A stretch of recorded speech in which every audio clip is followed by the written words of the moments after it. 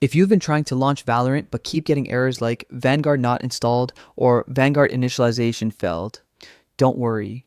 Today I'm showing you the newest updated method to fully download and reinstall Vanguard so Valorant runs smoothly again. And yes, Riot made some big changes in the latest update, so this method is different from the old one.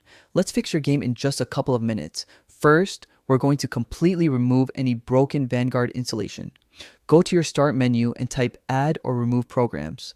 Once the window opens, scroll or search for Riot Vanguard.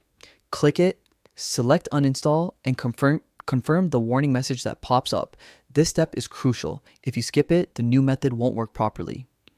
Now that Vanguard is gone, it's time to reinstall it correctly using the updated Riot Games client.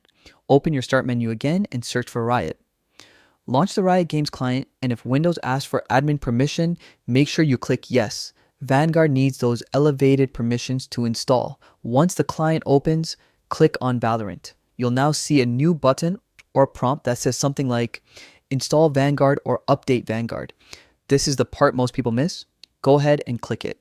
The client will automatically download and install the latest version of Riot Vanguard in the background.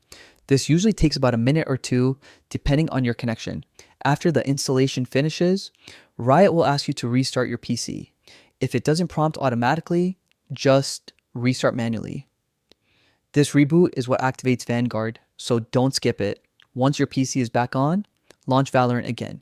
You should now see Vanguard running quietly in the background, and the game should start without any errors. No more pop-ups, no more blocked launches, just smooth gameplay. And that's the full updated method for downloading and reinstalling Vanguard. If this helped you, make sure to hit like, drop a quick comment, and subscribe for more simple, no-nonsense tutorials. Thanks for watching, and I'll see you in the next one.